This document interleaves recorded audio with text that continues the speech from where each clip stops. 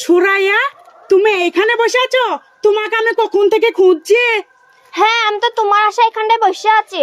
ও শুনো, এই ব্যাগের ভিতরে দুটো জামা আছে, তোমার লেগে আমি বাইরে থেকে লেইছি, পরবা ভাল লাগবে। হ্যাঁ, আমার লেগে তুমি বাইরে থেকে জামা এসছো? দাও। তুমি আমাকে এত ভালোবাসো? কেন তুমি জানো না? তোমাকে আমি নিজের জীবনের থেকে বেশি ভালোবাসি। তাহলে তুমি আমাকে বিয়ে করবে তো রাহুল? বিয়ে করবা মানে? তোমাকে ছাড়া আমি বাঁচতেই পারবো না। আমি আব্বাকে তোমার কথা বলেছি, আব্বা মেনে নিয়েছে, কিন্তু সুরাইয়া তোমার আব্বা মেনে নেবে তো? হ্যাঁ, আমি তোমার কথা আব্বাকে বলেছি, আব্বা মেনে নিয়েছে। মেনে নিয়েছে? তাহলে তো খুব খুশির খবর। চলো, এই খুশিতে আমরা দুজনে ফুচকা খাই গিয়ে। চলো চলো।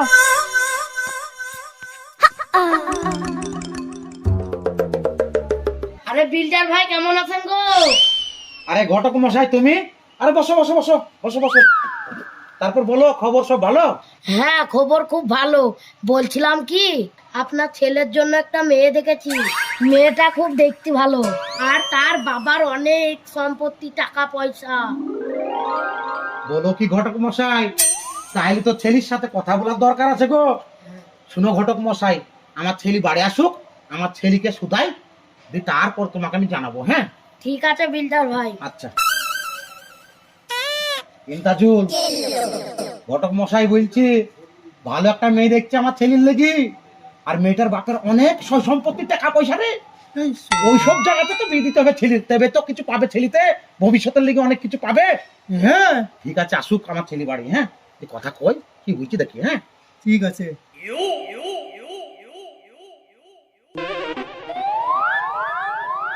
বাপ রাহুল, শোনো, বসো।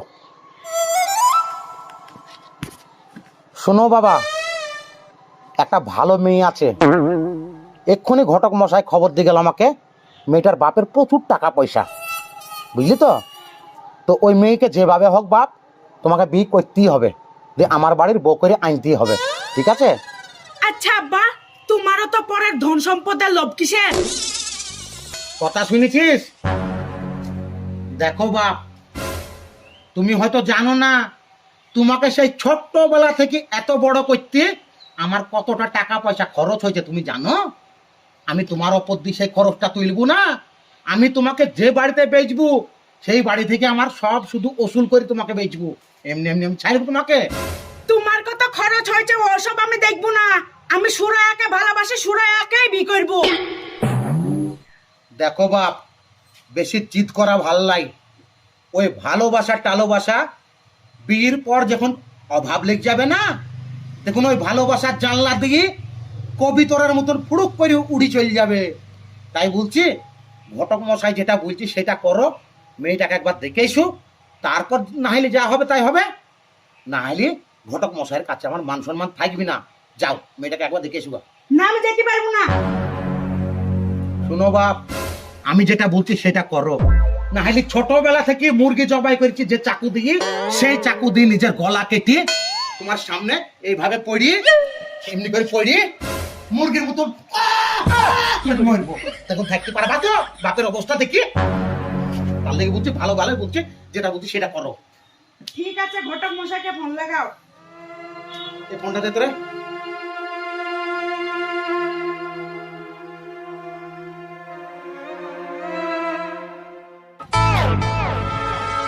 হ্যালো।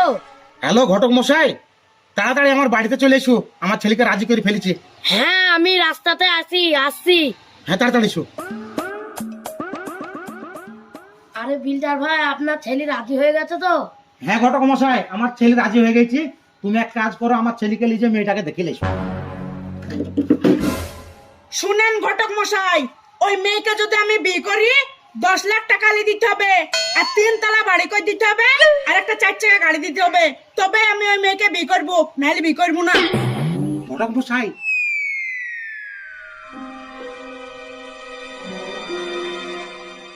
ঘটক মশাই, আমার ছেলে যা যা বললো লি দিতে পারবা তো? আরে আপনি থামেন, আমি দেখছি। আচ্ছা ঠিক আছে। আরে আরে শুনো বাবা, 10 লাখ টাকা না 20 লাখ টাকা লি দেবো, 3 তালা নয় 6 তালা বাড়ি করে দেবো, আর 4 চাকা গাড়ি না 16 চাকা লরি কিনে দেবো। শালা ঘটক তো বিনা দিয়ে ছাড়বি না, যা চাচি তার ডবল দেবো বলছি রে। ঠিক আছে ঘটক মশাই, চলো মেয়েটাকে দেখিয়ে আসি। ইন্দাদুল কেলি যাও বাপ, ভালো করে দেখবি মেয়েটাকে, হ্যাঁ হ্যাঁ ঠিক আছে, পছন্দ করবি, এত সুন্দর পছন্দ হবে। হ্যাঁ ঠিক আছে, যা যা। আয় এই দাঁড়াও তোমরা, মেয়ের বাপটা একটা ফোন করি।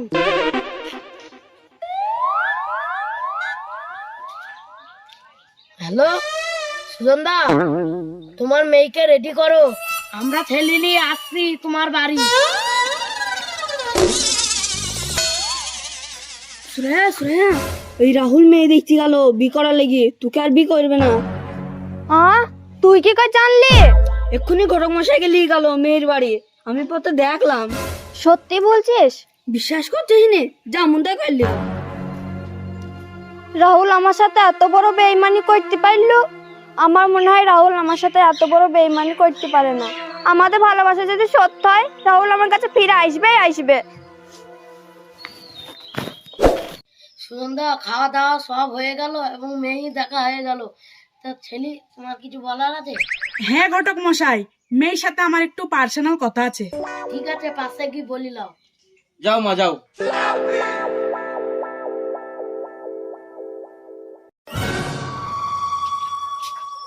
শুনো গো, তোমাকে আমার পছন্দ হয়েছে, তুমি দেখতেও সুন্দর, কিন্তু আমি তোমাকে বিয়ে করতে পারবো না।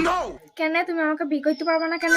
শুনো, আমি একটা মেয়েকে ভালোবাসি, সেই মেয়েটাকে কথা দিয়ে ফেলেছি, তাকেই আমি বিয়ে করবো, তোমাকে আমি বিয়ে করতে পারবো না। তুমি ঘটক মশাইকে বলে দাও গা, তোমাকে আমার পছন্দ হয়নি। ওরে পেট না মা, তুমি আমাকে এই কথা বলার জন্য ডেকে নিছো? আমার যে তোমাকে পছন্দ হয়েছে, আমি যে তোমাকে ছাড়া কাউকে বিয়ে করবো না। ইয়া তো ভারী জ্বালায় পড়ে গেলুম রে, কোন দিকে যাবো রে পার? কোনো দিকে যেতে হবে না। আরে পেট না মা, এই পেটে 4টি ডিম ভরলি, একটা ফল ভরলি, একটা মিষ্টি ভরলি, এখন আমাকে বিয়ে করবি নি? এদা, তুই যদি আমাকে বিয়ে না করিস, তাহলে তুই যা যা খেয়েছিস পেট কেটে সব বের করলি, পেট না কোথাও।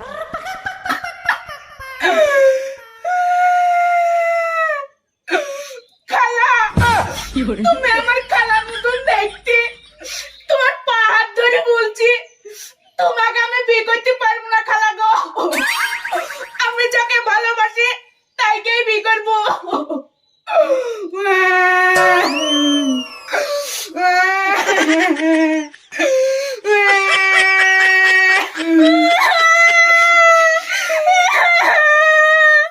ভাবছি তুমি খালা বললি, আমি আর তোমাকে বিয়ে করতে পারবো না।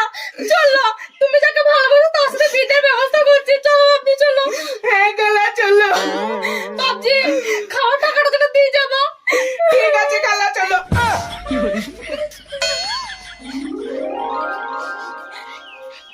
ঘটক মশাই, এত পেট মোটা ছেলেকে আমি বিয়ে করতে পারবো না। হাগো মা, তুমি ছেলের সাথে কথা বলতে গেছিলা না পেট মারতে গেছিলা? আপনি বেশি বকেন না, যা বলতে তাই করেন, আমি ওই ছেলেকে বিয়ে করতে পারবো না। ও বা ছেলে, তুমি কি বিয়ে করবে না? না, আমি বিয়ে করতে পারবো না। হ্যাঁ বিয়ে করবি রে, তুই পছন্দ আছে তুমি দাও না, আমি বিয়ে করবো। বিয়েগুলো পাইছো খালা, তুমি আমাকে বাঁচাইলি, এলো 4 দিনের পয়সা লাও, চলেন ঘটক মশাই।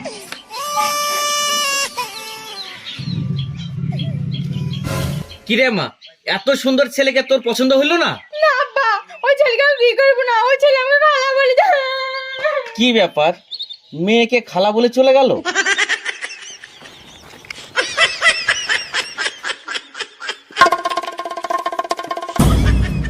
সুরাইয়া কেমন আছো? কি হইলো, মন খারাপ আছে নাকি? কথা বলছো না যে? তা মন খারাপ থাকবে না, কি শুনলাম বলো তো? কেন, কি শুনিছ? শুনলাম নাকি তুমি বিয়ে করার লেগে অন্য একটা মেয়েকে দেখতে গেছিলা। আর ওসব কথা বাদ দাও, শুনো, আব্বার মান সম্মান বাঁচানোর লেগে ওই মেয়েটাকে আমি দেখতে গেছিলাম। আর তোমার বিশ্বাস নাই আমার ওপর? তোমাকে ছাড়া আমি অন্য মেয়েকে বিয়ে করতে পারি? আরে তোমাকে ছাড়া আমি বাঁচবই না। আর তুমি কোনো চিন্তা করবে না, তোমার সাথে আমার যদি আব্বা বিয়ে না দেয়, বাড়িঘর জালি পড়ে ছাড়খাড় করে দেবো। আর শুনো, আমি আজ বাড়ি যে আব্বাকে আমাদের বিয়ের ব্যবস্থা করতে বলছি, ঠিক আছে? তুমি বিন্দাস থাকো। আমার তো তোমার উপর বিশ্বাস আছে, সেই জন্য তো বলেছিলাম আমাদের ভালোবাসা যদি সত্যি হয় তাহলে রাহুল আমার কাছে ফিরে আসবে।